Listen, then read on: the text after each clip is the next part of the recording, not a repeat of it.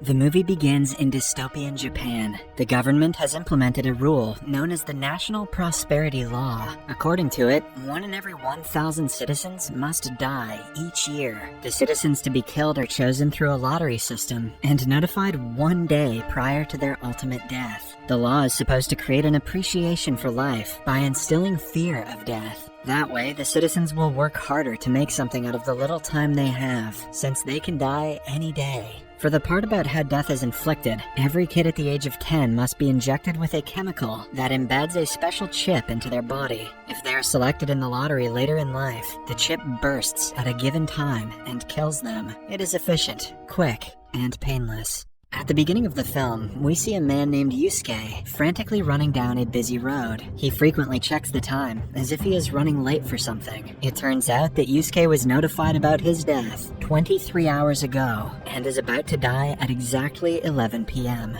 He must do something very important before his death, which is why he is in a hurry. Yusuke ends up in a pub and attacks a man. In high school, the man and his friends bullied Yusuke until he had to be taken to the hospital. They burned his hand with cigarettes and humiliated him daily. In the last hour of his life, Yusuke wants revenge on the guy. However, seconds before he attacks, the clock hits 11 and he dies without fulfilling his last wish. In the following scene, we are introduced to notifiers, the people whose job it is to inform the chosen citizens about their fate 24 hours prior to their deaths. They are specially trained for years before being employed, since the news of death is not something the government takes lightly. The instructor explains the process of chip placement before telling the notifiers how the law has changed Japan for the better. The national crime rate has decreased by half, while the GDP and productivity have risen dramatically. Everyone listens to the instructor carefully until a man gets up and expresses his dissatisfaction with the law.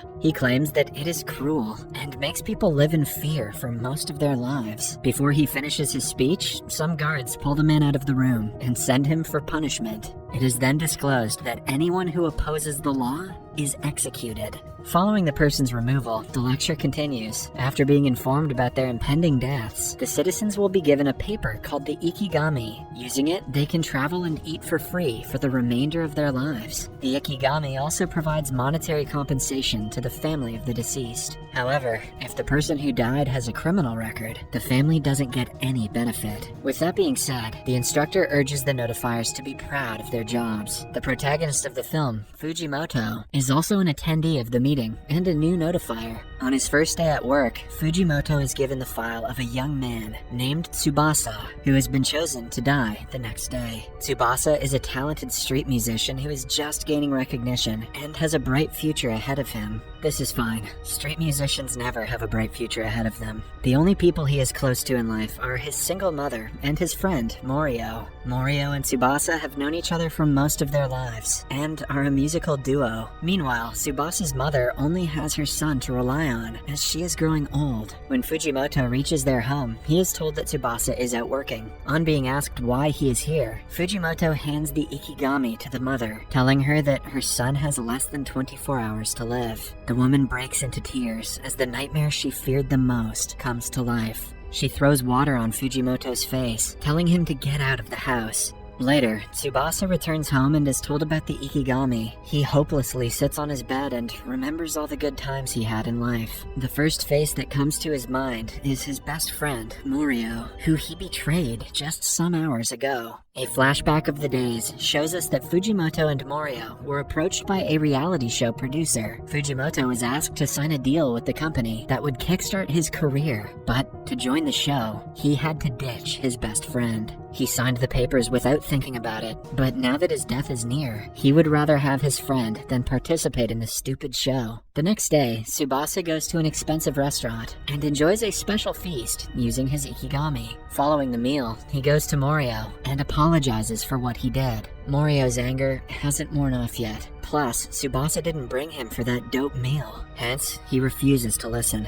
With nowhere else to be, Tsubasa goes to the studio to take part in the show and make a statement for the last time. He is paired up with a new guy who he is supposed to sing with. Elsewhere, Morio talks to Tsubasa's mother and finds out about the Ikigami. Regretting not talking to his friend for the last time, he quickly turns on the TV to watch him on the show. The performance starts, and Tsubasa ignores the director's instructions, resorting to singing solo rather than with the new partner, knowing that this is the last time he will sing. Tsubasa pours his heart and soul into the performance, making people feel his music. He manages to accumulate his past, present, and future into a single song and dies right after the performance. His mother breaks down crying alongside Morio. Fujimoto, who is also watching the show, is left in tears. The incident goes viral on the internet and shocks many people. A politician named Kazuko takes advantage of the death and uses it to promote her campaign for an upcoming election. This is the most realistic part of the story so far.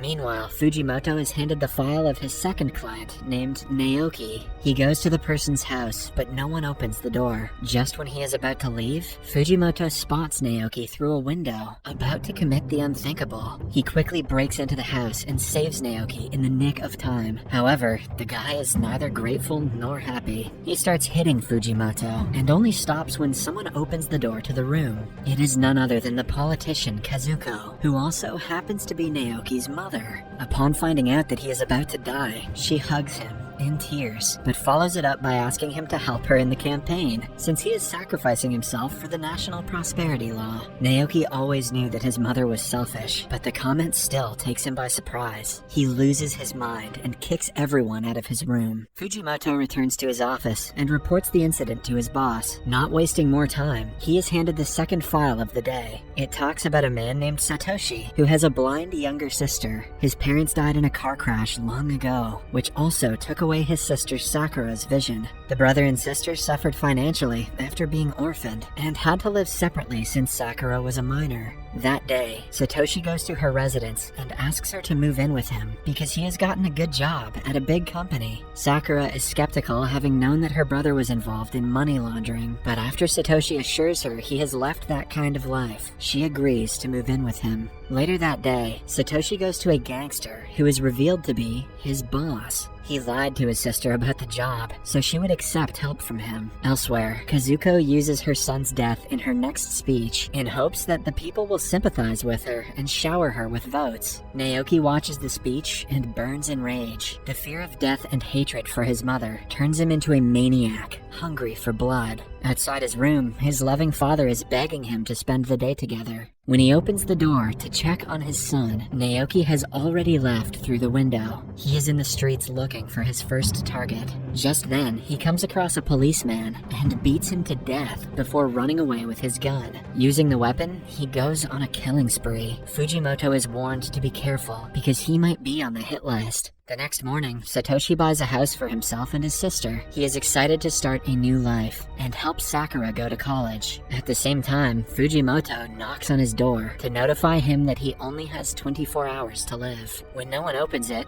he leaves a number at the door. Upon returning home and calling the number, Satoshi is faced with the harsh truth. He crushes a mirror on the wall in frustration, just like his hopes and dreams were crushed. Later, he goes to meet Sakura, but doesn't tell her about the notice. Instead, he decides to donate his eyes to her right after his death. If his sister gets to see because of him, Satoshi will be happy till the end. But he also knows that she would never agree to go through surgery if she finds out he will be dying. The doctors and staff at the hospital agree to help him keep the secret. They decide to operate the next morning, an hour after Satoshi's death. In the meantime, Fujimoto finds out Satoshi's location and goes to the hospital to give him the Ikigami papers. While they are talking, Sakura overhears the last part of the conversation and asks Satoshi if the Ikigami is for him. He lies that Fujimoto confused him with someone else named Satoshi. Sakura senses that he might be lying, since the time of the Ikigami's death and her operation align. She promises to go through the surgery only after 10 a.m. the next day, because she wants to make sure her brother doesn't die. Satoshi confidently promises her, even though he knows it won't be possible.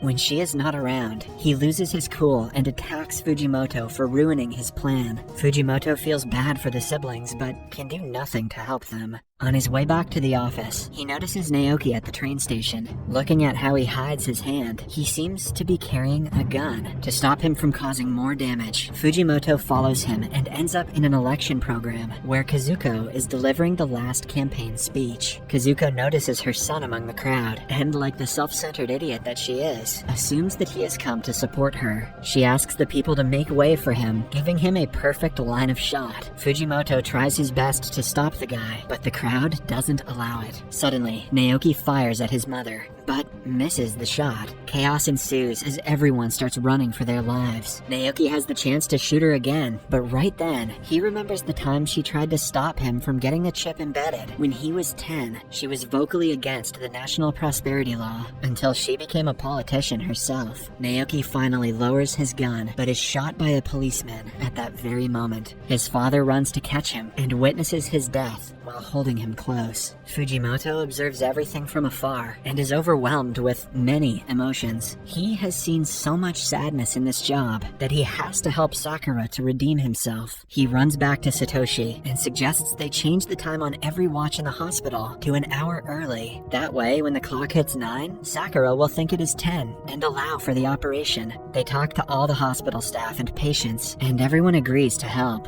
Fujimoto works the entire night to create flyers explaining the situation. Then, they distribute it to everyone in the hospital, just to ensure Sakura won't find out about the plan in any way, because handing out a bunch of physical evidence is super subtle. The morning comes, and Sakura is told the wrong time. She gets suspicious and starts asking strangers if her brother is telling the truth. Everyone, having already read the flyer, takes Satoshi's side. Eventually, Sakura is happily taken for surgery at 9:30 a.m. She thinks she will return to see her brother's face. Only when she is out of sight does Satoshi break into tears. Everyone who watches him mourn cannot help but tear up.